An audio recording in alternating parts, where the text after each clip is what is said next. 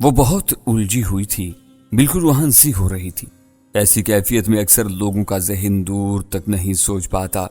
میں نے نجو کو تسلی تشفی دی اور کچھ دیر سو جانے کی ہدایت کر کے واپس سردار بشرگل کے ٹھکانے پر آ گیا۔ بارش مسلسل ہو رہی تھی اور رات کے سمندر میں سردی کے آکٹوپس نے اس بستی کو بری طرح جکڑ رکھا تھا۔ سردار کے جھونپڑے میں ایک اونی دری بچھی ہوئی تھی۔ دری کے وسط میں لوہے کی ایک چوکی تھی اور چوکی پر ایک بڑی انگیٹھی دہک رہی تھی۔ سردار سمیت چند سفید ریش افراد نے اس انگیٹھی کو گھیر رکھا تھا اور دھیمی آواز میں باتیں کر رہے تھے۔ اس محفل میں چند گڑگڑیاں بھی موجود تھیں اور ان کی تمباکو بھری چلمیں مسلسل سلگ رہی تھیں۔ میں پہنچا تو سارے میری طرف متوجہ ہو گئے۔ بستی والے مجھ سے کچھ مرعوب سے تھے اور ایسا پہلے دن سے تھا۔ غالباً اوپر پہاڑی پر لنگر خان اور میرے درمیان ہونے والے مارکے سے وہ متاثر ہوئے تھے۔ ایک خونخوار کتے سمیت 3 مسلح افراد نے مجھ پر دھاوا بولا تھا اور میں نے انہیں اچھا خاصا سبق سکھایا تھا۔ اگر پاؤں پھندے میں نہ پڑ جاتا تو میں یقیناً ان پر حاوی رہتا۔ جیسا کہ مجھے بعد میں پہلوان شہباز سے پتا چلا تھا، لنگر خان اور اس کے دونوں ساتھی بستی کے سرماؤں میں شمار ہوتے تھے اور لڑائی کے بعد ان کی حالت دیکھ کر لوگوں نے دانتوں میں انگلیاں دبا لی تھی۔ اس مار کٹائی سے سب سے زیادہ متاثر ہونے والا خود پہلوان تھا۔ وہ اس سے بیشتر حویلی میں میرے 2 مارکوں کا چشمدید گواہ تھا۔ پہلی مرتبہ جب میں نے قادر زمان کے ایک بونے کی کمر توڑی تھی اور دوسری مرتبہ جب رقص و سرور کی محفل میں ہنگامہ کیا تھا۔ اب اس تیسرے واقعے نے اسے میرے دھواں دھار فن کا متعارف کر دیا تھا۔ قہوے کی پیالی سے ہاتھ تاپتے ہوئے میں نے نائک عباس خان کو ذریعہ اظہار بنایا اور سردار بشر گل سے پوچھا کہ کیا واقعی اس نے شہباز پہلوان کو 3000 روپے دے دیے تھے۔ سردار کا جواب ہاں میں تھا۔ اس نے کہا میں نے ریوڑ کی فروخت کے بعد اسے کچھ رقم دینے کا وعدہ کر رکھا تھا۔ میرا خیال تھا کہ اسے 8-10 ہزار روپیہ دے دوں گا تاکہ وہ اپنے پاؤں پر کھڑا ہو سکے، لیکن وہ بہت بے صبرا ہو رہا تھا۔ کہہ رہا تھا کہ اس نے سدا میں کچھ نئی رائفل اور پستول دیکھے ہیں، فروخت کرنے والا بہت ضرورت مند ہے اور 20-25 ہزار کا اسلحہ کوڑیوں کے بھاؤ دے رہا ہے۔ وہ یہ سودا کرنا چاہتا تھا اور اس کے لیے رقم کا مطالبہ کر رہا تھا۔ میں نے کہا میرے پاس تو 2-3 ہزار روپے سے زیادہ نہیں۔ اس نے 3 ہزار ہی لے لیے۔ کل رات وہ 9 بجے قریب میرے پاس سے اٹھ گیا تھا۔ صرف 3 گھنٹے بعد یہ پتا چلا کہ وہ اپنے جھونپڑے سے غائب ہے۔ ہم جھونپڑے میں پہنچے تو اس کی بیوی بیٹھی رو رہی تھی۔ جھونپڑے میں کہیں جد و جہد کے آثار نہیں تھے۔ بارش متواتر ہو رہی تھی۔ اس کے جھونپڑے سے باہر قدموں کے نشان بھی نہیں مل سکے۔ ہاں اوپر پہاڑی پر ایک کلہاڑی کا ٹوٹا ہوا دستہ اور پھٹی پرانی چپل ملی ہے۔ اب معلوم نہیں یہ چیزیں ویسے ہی وہاں پڑی تھیں یا کوئی خاص بات ہے۔ میں نے کہا سردار بشر گل آپ ایک کام کریں، جہاں اتنی بھاگ دوڑ کی ہے وہاں ایک آدمی باگڑ خیل بھی بھیج کر دیکھیں۔ مجھے معلوم ہوا کہ یہاں آنے کے بعد پہلوان 2-3 مرتبہ وہاں کیا ہے۔ باگڑ خیل کا ذکر سن کر ایک سفید ریش شخص چونکا۔ اس نے کہا 2 ہفتے پہلے میں نے بھی شہباز کو باگڑ خیل میں دیکھا تھا۔ وہاں ایک جگہ پرندوں کی بولی ہو رہی تھی۔ شہباز ہجوم میں کھڑا تھا۔ میں نے اسے بلانا چاہا لیکن وہ ایک دم لوگوں میں گم ہو گیا۔ باگڑ خیل میں جانوروں کی بولی کے بارے میں نے پہلے بھی سنا تھا۔ اس سلسلے میں تفصیل پوچھی تو پاؤندہ سردار نے بتایا کہ باگڑ خیل کے لوگوں کا پیشہ ہی جانور اور پرندے وغیرہ پکڑنا ہے۔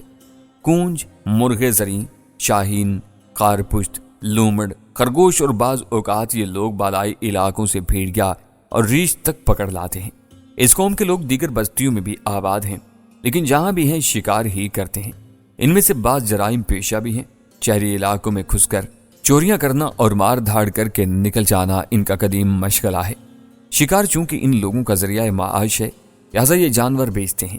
خاص طور پر شاہین، عقاب وغیرہ کے بدلے میں کبھی کبھی انہیں کافی رقم مل جاتی ہے۔ مجھے پنجاب کے مختلف علاقوں میں گھومنے والے سانسی خانہ بدوش یاد آنے لگے۔ یہ بھی ایسے ہی جھگڑالو اور جرائم پیشہ قسم کے شکاری ہوتے تھے۔ بات بہت دور نکل گئی تھی۔ میں عباس خان کی مدد سے بمشکل اصل موضوع پر آیا۔ میں نے سردار بشر گل سے درخواست کی کہ 1 یا 2 بندے باگڑ خیل بھیجے جائیں۔ سردار نے عدل صبا بندے بھیجنے کا وعدہ کر لیا، لیکن میں اس سلسلے میں کوئی تاخیر کرنا نہیں چاہتا تھا۔ جو وقت ہم نے سردار کے جھونپڑے میں سو کر گزار دینا تھا، ممکن تھا اس کا ایک ایک پل شہباز کی جان کے لیے بہت قیمتی ہو۔ سردار کو تذبذب میں دیکھ کر میں خود باگڑ خیل جانے کے لیے تیار ہو گیا۔ میں نے سردار سے کہا کہ وہ اپنا صرف ایک آدمی ساتھ بھیج دے یا پھر راستہ ٹھیک طرح سمجھا دے۔ میری سرگرمی نے کام کر دکھایا اور سردار میں مہمان نوازی کا جذبہ پوری شدت سے بیدار ہو گیا۔ اس نے فوری طور پر 3 مسلح افراد 2 عدد کتوں کے ہمراہ باگڑ خیل کی طرف روانہ کر دیے۔ मैंने इस पार्टी का साथ देना चाहा, लेकिन उसने मुझे अंगीठी के सामने से जुम्बिश नहीं करनी थी। बागड़ खेल जाने वाले अफराद करीबन 4 घंटे बाद वापस आए। इस वक्त शब के 2 बज चुके थे। बस्ती से कुल 3 अफराद गए थे, लेकिन वापस आने वाले 8 थे। इनमें से 4 अफराद ने एक चारपाई उठा रखी थी। चारपाई पर कोई मौजूद था। उसे बारिश से महफूज रखने के लिए इस पर मोमी कागज डालकर रस्सी वगैरह से बांध दिया गया था। दूर से देखने पर लगता था जैसे ये लोग किसी की अर्थी उठाए ला रहे हैं। सरदार के झोंपड़े में पहुंचने से पहले ही चारपाई वाले एक दूसरे से मत में मुड़ गए। सिर्फ वो अफराद हमारे पास आए जो पहलवान शहबाज का पता करने गए थे। इन लोगों ने सरदार बशर गुल के साथ चंद जुमलों का तबादला किया। अपने मुतरज्जम अब्बास खान की जुबानी मुझे पता चला कि चारपाई पर बागड़ खेल का कोई मरीज है। उसे पाउंडों के मुआलिज के पास लाया गया है। आने वाले पहलवान के बारे में एक धमाका खेज खबर लाए थे। इस खबर को सुनकर यूं लगा जैसे ये खबर पहले से मुझे मिल चुकी थी। कहीं बहुत अंदर दिल के निहाग खाने में इस खबर की गूंज पिछले कई घंटों से मौजूद थी। काश ये सब कुछ न हुआ होता। काश पहलवान के जस्ती ट्रंक में मौजूद चांदी के जेवर और सीपियों से जड़े लिबास नज्जों के लिए होते, लेकिन ऐसा नहीं था। वो सब कुछ एक दूसरी लड़की के लिए था।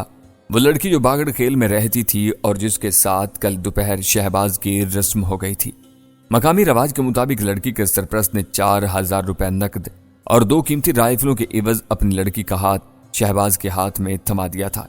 इस वाक़े की तफसील बताते हुए सरदार के कारिंदे आजाद खान ने बताया, पहलवान शहबाज चोरी छुपे कई बार बागड़ खेल जा चुका था। यहाँ गुलाम खान नामी एक शख्स से उसकी अलैग सलैक हो गई थी। गुलाम खान आदि नशेबाज है और रकम की उसे हर वक्त जरूरत रहती है। पहलवान ने पहली मुलाकात ही में गुलाम खान की गोरी चिट्टी खूबसूरत लड़की पर राल टपका दी थी। शादी के लिए लड़की की उम्र थोड़ी थी, यानी सिर्फ 14 बरस, मगर नोटों की झलक ने गुलाम खान को सोचने पर मजबूर कर दिया। कोशिश करके उसने अपनी बीवी को भी रजामंद कर लिया। यूं अंदर ही अंदर खिचड़ी पक गई और गुलाम खान ने 4000 रुपए नकद और 2 राइफलों के इवज पहलवान से लड़की का सौदा कर लिया। 1000 रुपया पहलवान पहले दे चुका था। 3000 रुपया उसने कल दिया और मकामी रस्म के मुताबिक लड़की से उकत करके ले गया। मैंने हैरत से ये सब कुछ सुना। बज़ाहिर बात अजीब सी लगती थी। बगैर किसी जमानत और गहरी जान पहचान के इतना बड़ा काम हो गया था। एक शख्स ने 4000 रुपए के बदले अपनी नाबालिग बेटी एक अजनबी और बेठिकाना शख्स के साथ ब्याह दी थी और उसे लेकर चलता बना था। लेकिन जिस इलाके और जिस माहौल में यह वाकया हुआ था, वहां यह गैर मामूली बात नहीं थी। मैंने इसे मिलते जुलते कई वाकयात सुने और पढ़े थे। दुख की बात सिर्फ एक ही थी कि इस वाकये से मुतासिर होने वाली नज्जो थी, वो जो पहलवान शहबाज की हरीस बाहों में खोकर ये समझ रही थी कि इससे मोहब्बत की जा रही है। इसके कालेपन को मुआफ करके एक कोरे मर्द ने इससे अपना लिया है। कैसा अनहोना ख्वाब देखा था उसने। वो किसी करोड़पति सेठ की अकलौती बेटी नहीं थी, ना किसी धांसू अफसर की दुख्तर थी। एक मामूली लड़की थी वो, जिसके पास अपनी खुश इतवारी और जिस्मानी दिलकशी के सिवा और कुछ नहीं था। लिहाजा वो बीच बाजार के लुट गई थी। तमन्नाओं के मजार पर रोने पीटने के सिवा अब उसे और कुछ नहीं करना था। काश वो ये सोच रही थी कि ये मशरिक है। यहाँ काले गोरे का खदनास ज़हनों में दूर तक फैला हुआ है। यहाँ कभी गोरा मर्द सांवली या काली लड़की से शादी नहीं करता। अगर कहता है कि शादी करूंगा तो फरेब देता है। किसी को बुरी खबर पहुंचाना एक नाखुशगवार फरीजा होता है और यहाँ ये फरीजा मुझे अदा करना था। आंखों में आस के दिए जलाकर बैठी नज्जो को मुझे ये बताना था कि अब यहाँ कोई नहीं है और कोई नहीं आएगा। वो जेवर, वो लिबास, वो ख्वाब किसी और के लिए थे जो शहबाज ने उसे दिखाए थे। वो तो एक गर्द आलूदा जीना थी जिस पर अपना पांव रखकर और जिसके बतन पर अपना निशान छोड़कर शहबाज आगे बढ़ गया था। अब इसका कोई नहीं था, बल्कि वो खुद भी अपनी नहीं थी। इसके पेट में पलने वाली निशानी भी उसकी अपनी नहीं थी। पहलवान 4000 रुपए के एवज उस काली लोंडी को हमल पाउंदा बस्ती में बेच कर जा चुका था। हाँ, वो बिक चुकी थी। अभी ये बात मुझे किसी ने नहीं कही थी, ताहम मैं इन कबाइल के रस्म और रवाज के मुतालिक थोड़ा बहुत जानता था। मुझे मालूम था नज्जो फरोख्त हो चुकी है। अब इसे फिर खरीदे बगैर इस बस्ती से नहीं निकाला जा सकता था। बहुत जल्द कदमों से मैं नज्जो के झोंपड़े की तरफ बढ़ा। कुछ समझ में नहीं आ रहा था कि ये इतला नज्जो को किस तरह दूं और दूं भी या नहीं। वक्ती तौर पर बात छुपाई जा सकती थी, लेकिन तादेर नहीं। बस्ती के चौराहे में पहुंचकर मैंने देखा दूर नज्जो का झोंपड़ा नजर आ रहा था। अधखुली खिड़की जैसे नज्जो की आंख थी जो पलक झपके बगैर अपने चाहने वाले की राह देख रही थी। کھڑکی سے پھوٹنے والی روشنی میں بارش کی چمکتی بوچھاڑیں کسی برہن کے موسلا دھار آنسو کی مثال تھی۔ دفتن میں رک گیا۔ مرزئی کے طویل پتوں سے بنے ہوئے ایک سائبان تلے خانہ بدوشوں کا ہجوم تھا۔ ان کے درمیان وہی چارپائی پڑی تھی جو میں نے تھوڑی دیر پہلے لوگوں کے کندھوں پر دیکھی تھی۔ چارپائی پر کوئی عورت دراز تھی۔ اس کا چہرہ ڈھکا ہوا تھا۔ ایک سفید ریش بوڑھا اس کی کلائی تھامے بڑی محویت سے اس کے نبض دیکھ رہا تھا۔ عورت کھینچ کھینچ کر سانسیں لے رہی تھی۔ مجھے اس کے پیٹ پر خون کے دھبے نظر آئے۔ دفتن میری نگاہ عورت کے پہلو پر پڑی اور میں سرتاپا لرز گیا۔ عورت کے بائیں پہلو پر ایک خون آلودہ پٹی بنی تھی۔ یہ پٹی کسی اوڑھنی کو پھاڑ کر بنائی گئی تھی اور اس کے نیچے روئی وغیرہ رکھی گئی تھی۔ جس چیز نے مجھے ششدر کیا وہ پٹی کے نیچے سے جھانکتا ہوا نیل گوں گوشت تھا۔ میں نے نیچے جھک کر پٹی کو تھوڑا سا ہٹایا تو پیٹ کا شگاف نظر آ گیا۔ یہ کسی تیز دھار آلے کا مہلک کٹ تھا اور اس کے اندر سے آنتیں باہر نکل رہی تھیں۔ میں نے جلدی سے پٹی برابر کر دی۔ ایک مقامی شخص نے مجھے کھینچ کر پیچھے ہٹا دیا۔ وہ بڑبڑا رہا تھا۔ کالبن کہہ رہا تھا کہ مجھے اس طرح نامحرم عورت کے جسم کو نہیں دیکھنا چاہیے۔ ایک ہی نظر میں مجھے زخم کی سنگینی کا اندازہ ہو گیا تھا۔ اندرونی رگیں کٹنے سے خون پیٹ میں جمع ہو گیا تھا اور یہ صورتحال نہایت مخدوش تھی۔ ایک لڑکے نے کسی بڑھیا کے کہنے پر عورت کے چہرے سے کپڑا ہٹایا۔ وہ تقریباً 40 برس کی ایک خوبصورت عورت تھی۔ اس کی آنکھیں بند تھیں اور وہ سانسیں لینے میں تکلیف محسوس کر رہی تھی۔ باقی جسم کی طرح اس کے چہرے پر بھی تشدد کے آثار نظر آ رہے تھے۔ اس کے حلیے اور خد و خال سے صاف ظاہر تھا کہ وہ مقامی ہے۔ بڑھیا نے صورت دیکھ لی تو عورت کا چہرہ ڈھک دیا گیا۔ اس دوران لاس نائک عباس بھی میرے قریب آن کھڑا ہوا تھا۔ میں نے اسے پوچھا کہ یہ عورت کون ہے۔ وہ اس سوال کا جواب معلوم کر چکا تھا۔ کہنے لگا باگڑ خیل کی رہنے والی ہے۔ جس لڑکی سے آج صبح پہلوان شہباز کا بیاہ ہوا یہ اس کی ماں ہے، یعنی پہلوان کی ساس۔ عباس نے اس بات میں جواب دیا۔ کہنے لگا اپنے شوہر کے ہاتھوں زخمی ہوئی ہے۔ بیٹی کی رخصتی کے بعد میاں بیوی میں کسی بات پر تکرار ہو گئی تھی۔ شوہر غلام خان نے پہلے اسے بری طرح مارا، پھر چاقو کا وار کر کے شدید زخمی کر دیا۔ بے حسی کی انتہا ہے کہ بیوی کو گھائل کر کے خود کہیں چلا گیا۔ اب یہ دوپہر سے گھر میں پڑی سسک رہی تھی۔ اڑوس پڑوس والوں نے اپنی سمجھ کے مطابق مرہم پٹی کر دی، لیکن خون بند ہونے میں نہیں آ رہا۔ عباس خان کی باتوں سے اندازہ ہوا کہ لاحقین کو زخم کی سنگینی کا اندازہ نہیں تھا۔ دوسری غلطی انہوں نے عورت کو بے احتیاطی سے یہاں لا کر کی تھی۔ راستے میں لگنے والے جھٹکوں سے بیچاری کی انتڑیاں ابل کر باہر آ گئی تھیں اور بلیڈنگ سے پیٹ مشکیزہ بن گیا تھا۔ پاؤندہ بستی کا بوڑھا معالج اپنے خزاں رسیدہ عجیب الخلقت باہوں کو بار بار حرکت دے رہا تھا اور اس کے ہونٹ منتر پڑنے والے انداز میں تیزی سے بدبدا رہے تھے۔ مجھے یوں لگا جیسے وہ عورت کی جان بچانے کی بجائے اس کی جان چھڑانے کے لیے کوشاں ہے۔ زخمی عورت کو اس وقت اس دور دراز خیمہ بستی میں نہیں آپریشن ٹیبل پر ہونا چاہیے تھا، اور آپریشن ٹیبل یہاں نہیں تھی، قرب و جوار میں بھی نہیں تھی، شاید 50-60 میل کے فاصلے پر بھی نہیں تھی۔ بہت دور ہوتی ہیں ایسی چیزیں ایسی بستیوں سے، اور مرزئی کے اس شکستہ سائبان تلے مسلسل برستی بارش میں نامعلوم عورت کی زندگی گھل گھل کر موت کے تاریک نالے کی سمت بہتی جا رہی تھی۔ عورت کے سراہنے کھڑا ایک 15-16 سالہ لڑکا اس کا بیٹا دکھائی دیتا تھا۔ میں نے عباس کے توسط سے لڑکے سے رابطہ قائم کیا اور اسے کہا کہ وہ اس حادثے کے بارے میں ہمیں کچھ بتائے۔ معالج کا عمل بہت طویل تھا۔ محسوس ہوتا تھا کہ بفرض محال عورت ساری رات بھی زندہ رہی تو یہ عمل جاری اور ساری رہے گا۔ لڑکا ہمارے ساتھ ایک دوسرے سائبان تلے آ بیٹھا۔ وہ بہت تھکا ماندہ اور مغموم تھا۔ آنکھیں بتا رہی تھیں کہ رو رو کر آنسو خشک ہو چکے ہیں۔ اب یہ آنکھیں حیران تھی، جیسے وہ سوچ رہا ہو کہ ماں مر گئی تو غم کا اظہار کیسے کرے گا۔ لڑکا تھوڑی بہت اردو بھی جانتا تھا۔ میں اسے براہ راست سوال و جواب کرنے لگا۔ ظاہر ہے اس انٹرویو کا محور لڑکے کی جاں بلب والدہ ہی تھا۔ اس موقع پر مجھے کرشن چندر کی ایک یادگار تحریری یاد آنے لگی۔ سیکٹریٹ کے احاطے میں ایک درخت زمین بوس ہو جاتا ہے، ایک بیچارہ قلم کار درخت کے نیچے دب جاتا ہے۔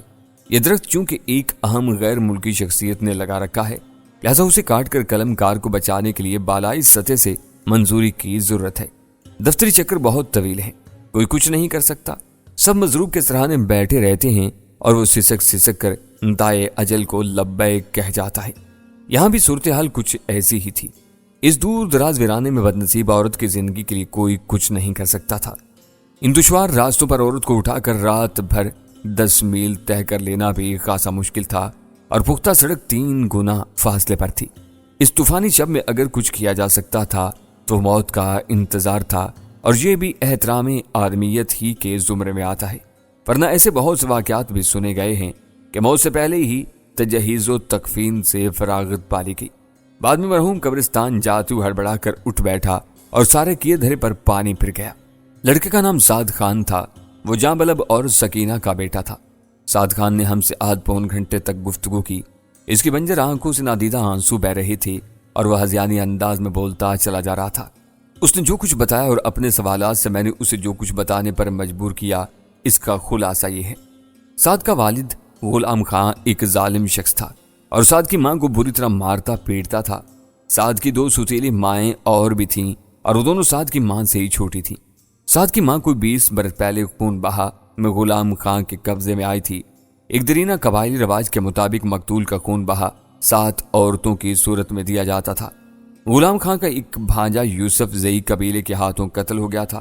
اس قتل سے حسب معمول قتل و غارت کا ایک طویل سلسلہ شروع ہو جانا تھا، لہذا دونوں قبیلوں کے بزرگوں نے ایک جرگہ قائم کیا اور اس جرگے نے قاتل و مقتول کے خاندانوں میں صلح کرا دی۔ اس صلح کی اہم ترین شرط یہ تھی کہ قاتل کا خاندان حسب رواج 7 عورتیں مقتول کے خاندان کو دے گا۔ سعد کی ماں انہی 7 عورتوں میں باگڑ کے لائی تھی۔ تقسیم میں وہ غلام خان کی باندی قرار پائی۔ بعد میں غلام خان نے اس سے نکاح کر لیا، لیکن اس کی حیثیت باندی ہی کی رہی۔ غلام خان نے شادی کے پہلے روز سے اسے پیٹنا شروع کر دیا تھا اور یہ سلسلہ کسی نہ کسی طور اب تک جاری تھا۔ سکینہ سے غلام خان کے 4 بچے ہوئے تھے، ان میں سے 2 تو غلام خان کی ٹھوکروں سے شکم مادر ہی میں جاں بحق ہو گئے، جبکہ باقی 2 حیات تھے اور شفقت پدری کے مزے لوٹ رہے تھے۔ یاسمین چھوٹی تھی، وہ بھی ماریں کھا کھا کر جوان ہوئی تھی، تاہم اب 1.5-2 برس سے غلام خان اس کے ساتھ مہربانی سے پیش آتا تھا۔ اس تبدیلی کی وجہ اس کے سوا اور کچھ نہیں تھی کہ یاسمین اب اس کے لیے ایک منافع بخش چیز بن گئی تھی۔ وہ جانتا تھا یاسمین کے عوض اسے ایک معقول رقم حاصل ہونے والی ہے، لہذا وہ اسے صحت مند اور بے داغ رکھنا چاہتا تھا۔ آخرکار طویل انتظار کے بعد آج صبح اسے یہ رقم حاصل ہو گئی تھی۔ یہ کل 4000 روپے نقد اور 2 رائفلیں تھیں۔ قبائلی رسم و رواج کے مطابق لڑکی کے عوض حاصل ہونے والی اس رقم سے عزیز و اقارب کو کھانا کھلایا جاتا ہے۔ اس کے علاوہ لڑکی کا جہیز بنانے کے لیے کوئی قرض وغیرہ لیا گیا ہو تو چکا دیا جاتا ہے۔ غلام خان نے یہ دونوں کام نہیں کیے، شادی کی دعوت سرے سے کی ہی نہیں۔ یہ بے عزتی سعد کی ماں نے اس امید پر برداشت کر لی کہ قرض کے بوجھ سے نجات مل جائے گی، لیکن آج دوپہر جب غلام خان سے اس سلسلے میں بات ہوئی تو وہ صاف مکر گیا۔ اس نے سکینہ سے کہا کہ وہ 4000 میں سے ایک پھوٹی کوڑی دینے کا روادار بھی نہیں۔ سکینہ نے یہ سنا تو تیورا کر رہ گئی۔ یاسمین کو رخصت کرنے کی غرض سے اس نے خود کو قرضے میں جکڑ رکھا تھا۔ غلام خان کا انکار سنا تو اس نے زندگی میں پہلی بار شوہر کے سامنے زبان کھولی۔ زبان کھولنے سے مطلب یہ نہیں کہ اس نے شوہر کو ترکی بد ترکی جوابات دیے، کوئی گالی دی یا بد دعا منہ سے نکالی۔ وہ صرف اتنا بولی کہ وہ قرض خواہوں کو کیا جواب دے گی۔ اس جملے کی پاداش میں غلام خان نے سکینہ کو اٹھا اٹھا کر زمین پر پٹکا، روئی کی طرح دھنکا، اور جب پھر بھی سینے کا آتش فشاں ٹھنڈا نہیں ہوا تو نیم بے ہوش بیوی کے پیٹ میں خنجر گھونپ دیا۔ وہ جب خون میں لت پت تڑپ رہی تھی تو غلام خان نے اسے ٹھوکریں رسید کی اور دندناتا ہوا گھر سے نکل گیا۔ میں اور عباس بڑے انہماک سے سعد خان کی باتیں سن رہے تھے۔ یہ سب کچھ عجیب لیکن اس ماحول میں قابل یقین تھا۔ اچانک ہمیں چونکنا پڑا۔ سردار بشر گل کے جھونپڑے کی طرف شور سنائی دیا، پھر کئی لالٹینیں نشیب افراز میں اچھلتی ہوئی ہماری طرف بڑھیں۔ یہ کوئی 10 عدد افراد تھے، ان سب کے ہاتھوں میں رائفلیں اور کلہاڑیاں تھیں۔ وہ سردار بشر گل کے ساتھ لڑتے جھگڑتے صاحبان کی طرف آ رہے تھے۔ ایک لمبے قد کا شخص بہت غصے میں دکھائی دیتا تھا اور گلا پھاڑ پھاڑ کر چیخ رہا تھا۔ اس پر نگاہ پڑتے ہی ہمارے پاس بیٹھے سعد خان کی گھگی بن گئی۔ ایک دم لگا کہ وہ اٹھ کر بھاگ جائے گا، لیکن شاید ٹانگوں نے ہی جواب دے دیا تھا۔ وہ اٹھنے کے باوجود بھاگ نہیں سکا اور پھر دھپ سے پتھر پر بیٹھ گیا۔ دراز قد شخص نے لالٹین کی روشنی میں زخمی عورت کا چہرہ دیکھا، پھر سہرانے کھڑے ایک شخص کے منہ پر زناٹے دار تھپڑ مارا۔ وہ بیچارہ لڑکھڑا کر صاحبان سے باہر گرا۔ چارپائی لے کر آنے والے چاروں افراد اب بری طرح سہمے ہوئے تھے۔ دراز قد شخص رائفل لہرا لہرا کر ان پر گرنے لگا۔ گاہے گاہے وہ سردار بشرگل کے لتے بھی لیتا تھا۔ بشرگل کے بھائی رستم نے کچھ کہنے کی کوشش کی تو نوارد نے اسے بھی بری طرح لتاڑ دیا۔ وہ پھولی ہوئی کنپٹیوں والا بے حد غسیلا اور خطرناک شخص نظر آتا تھا۔ میرے اپنے کان تو وہاں ہونے والی گفتگو سمجھنے سے قاصر تھے۔ عباس ہی کے کانوں سے سن سکتا تھا۔ میں نے عباس سے دریافت کیا تو پتا چلا کہ یہی غلام خان ہے۔ وہ اس بات پر برہم ہے کہ اس کی اجازت کے بغیر اس کی بیوی کو یہاں کیوں لایا گیا ہے۔ اگر وہ مرتی تھی تو مر جاتی، لیکن بستی سے باہر نہ آتی۔ دیکھتے ہی دیکھتے پاؤں کے درمیان ہونے والی یہ تکرار سنگین صورت اختیار کر گئی، گردنیں تن گئیں، مٹھیاں بھنچ گئیں اور آنکھیں حلقوں سے ابل پڑیں۔ پھر مجھے اندازہ ہوا کہ سردار بشر گل اور اس کے ساتھیوں نے معزز خانہ رویہ ترک کر کے کسی بات پر اڑ جانے کا فیصلہ کر لیا ہے۔ میں نے اس سلسلے میں عباس سے پوچھا تو یہ اندازہ درست نکلا۔ سردار بشر گل نے کہا تھا کہ انہوں نے زخمی عورت کو پناہ دی ہے اور ٹھیک دی ہے۔ ایک انسانی زندگی کا سوال تھا اور اب بھی ہے۔ وہ اس عورت کو زخمی حالت میں یہاں سے جانے نہیں دیں گے۔ سردار بشر گل کا یہ اعلان غلام خان اور اس کے ساتھیوں کے لیے جلتی پر تیل کا کام کر گیا۔ وہ ایک دم تیش کی انتہا کو پہنچ گئے۔ غلام خان نے رائفل کندھے سے اتار کر ہاتھ میں لے لی اور اس کی آنکھوں میں جنون ناچنے لگا۔ دوسری طرف بشر گل، رستم اور دوسرے لوگ بھی چوکس ہو گئے۔ جیسا کہ میں جانتا تھا کہ یہ لوگ کسی بھی جوڑے یا مصیبت زدہ عورت کو بستی میں پناہ دے کر اپنے تئیں ایک پرانی روایت کا پاس کرتے تھے، اب بھی انہوں نے یہی کیا تھا۔